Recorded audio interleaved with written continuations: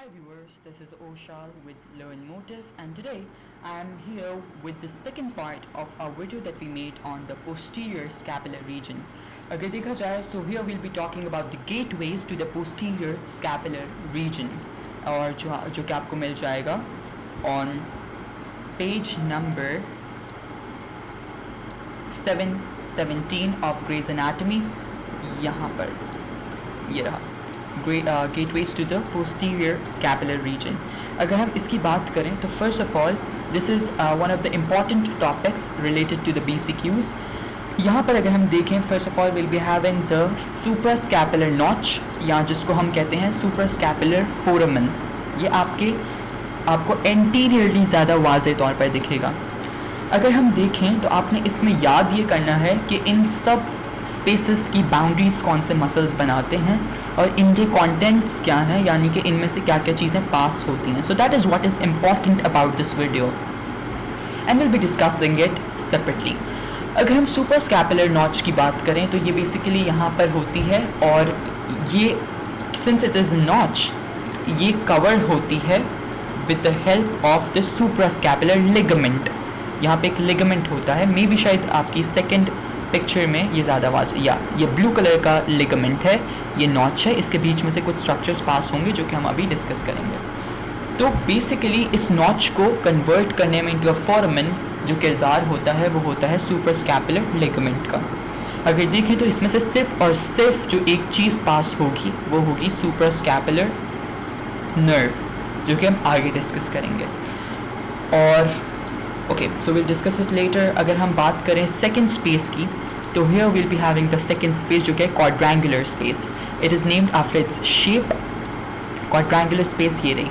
अगर हम इसके सुपीरियर बॉर्डर की बात करें तो superior border is formed by टीरीस minor, the lateral inferior margin of the teres minor. अगर हम मीडियल की बात करें तो मीडियल बॉर्डर इसका फॉर्म होता है by the lateral border of with the long head of the triceps brachii muscle. अगर इसको हम laterally देखें तो laterally जो होता है इसकी margin form होती है by the surgical neck of humerus. अगर inferiorly देखें तो inferiorly ये किससे होगा?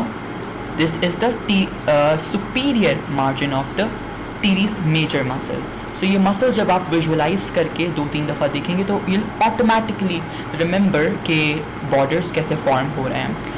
अगर हम ट्रायंगुलर स्पेस की बात करें तो ट्रायंगुलर स्पेस अगर सुपीरियरली देखें, यानी कि ऊपर से, जो सुपीरियरली ट्रायंगुलर स्पेस फॉर्म होती है by the medial the inferior margin of the teres minor muscle. और अगर इंफीरियरली देखें नीचे से तो superior margin of the teres major muscle, और अगर लैटरली देखें तो by the medial margin of the long head of triceps brachii muscle. So that is how the borders of the triangular space are formed. अगर हम बात करें triangular interval की तो triangular interval is formed superiorly by the inferior margin of teres major muscle. अगर हम medially बात करें it is formed by the lateral border of the long head of triceps brachii muscle. और अगर हम इसके lateral border की बात करें तो lateral border of triangular interval will be formed by the medial border of the humerus. So that is how it is formed, or the shaft of the humerus to be said easily. ठीक है, so ये इस तरह से आपके different borders form होंगे. लेकिन अगर हम अब बात करें कि इनमें से क्या क्या चीज़ें पास होंगी, what are the contents of these spaces, तो आपकी सुपर स्कैपुलर नॉच में से पहले तो मैंने आपको बताया कि सिर्फ और सिर्फ सुपर स्कैपुलर नर्व पास होगी, और जो आर्टरी और वेन है वो इसके ऊपर से पास हो जाती हैं, superior to the suprascapular ligament, and this is also a transverse ligament. अगर हम बात करें क्वाड्रेंगुलर स्पेस की तो क्वाड्रेंगुलर स्पेस में से क्या चीज़ें पास हो रही हैं? First is the axillary nerve and the posterior circumflex humeral artery. जब हमने ह्यूमरस की बात की थी तो आई टोल्ड यू देयर कि जब भी आप एक्सिलरी नर्व की बात सुनेंगे या बात करेंगे तो आप हमेशा पोस्टीरियर सर्कमफ्लेक्स ह्यूमरल आर्टरी का भी जिक्र करेंगे. तो ये दोनों साथ ही पास होती हैं और ये दोनों साथ ही रिलेटेड मसल्स को सप्लाई करती हैं.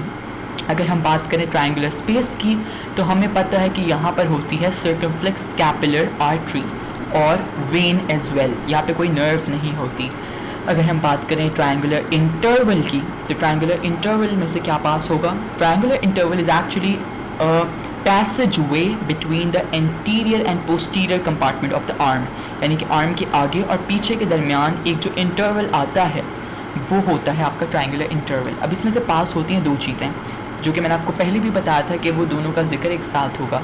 First is the radial nerve and the second is the profunda brachii artery. Profunda means deep, so it is also called as deep brachii artery. तो आपकी जो रेडियल नर्व और प्रोफंडा ब्रेकिया आर्टरी है ये आपके posterior compartment of arm के muscles को supply करेंगे। So that was about the spaces, और ये सब चीज़ें, the borders and the contents that pass through these spaces are necessary to be learned, are mandatory to be learned for the PCQs। अगर हम बात करें, यहाँ पर एक related clinical भी मौजूद है and that is related to the quadrangular space and it's gonna be here। अगर देखा जाए, let me just get back to there, yep, यहाँ पर आपकी क्वाड्रेंगुलर स्पेस सिंड्रोम। अगर आपकी क्वाड्रेंगुलर स्पेस के जो मसल्स हैं, और वो मसल्स कौन से हैं?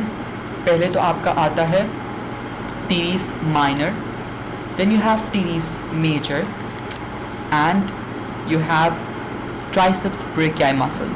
अगर ये तीनों मसल्स की हाइपरट्रोफी हो और वो मसल्स के जो एजेस हैं वो फिब्रोटिक हो जाएं, यानी कि वहाँ मतलब कि they harden and convert into different fibres, तो वो आपकी जो एक्सिलरी नर्व है, क्योंकि वहाँ से सिर्फ नर्व पास होगी, कौन सी? एक्सिलरी नर्व, उसको कंप्रेस कर देंगे, उसको इम्पेंज कर देंगे, जिसकी वजह से since the axillary nerve majorly supplies the deltoid muscle, तो आपका डेल्टॉइड मसल की वीकनेस होगी और उस वीकनेस की वजह से आपकी एब्डक्शन में मसला होगा।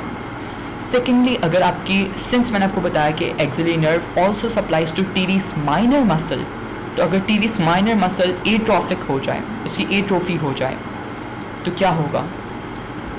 It will affect the control on the rotator cuff muscles that exert और स्टेबलाइज द शोल्डर मूवमेंट। ठीक है, क्योंकि आपकी जो रोटेटर कफ मसल्स हैं उनका एक इम्पॉर्टेंट पार्ट है टीरीस माइनर। तो बेसिकली वजह क्या बन रही है? पहली वजह है आपकी क्वाड्रेंगुलर स्पेस के मसल्स की हाइपरट्रोफी, सेकंड वजह है आपकी टीरीस माइनर की एट्रोफी। अगर ये हो जाए तो आपकी एक्सिलरी नर्व इम्पेंज होगी। सिंस एक्सिलरी नर्व प्रोवाइड्स और supplies deltoid muscle and टीरीस minor, तो उनके जो भी एक्शंस होंगे वो कॉम्प्रोमाइज होंगे and that will affect there movements. So that was about the video, this is one of the important videos, ध्यान से देखिएगा।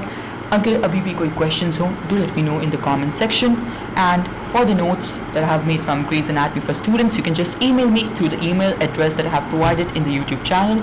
अगर आपको वीडियो अच्छी लगी हो, do like the channel, subscribe it for the further videos, and do share it with your loved ones। Until next time, thank you so much for watching the video, take care of yourself, bye bye।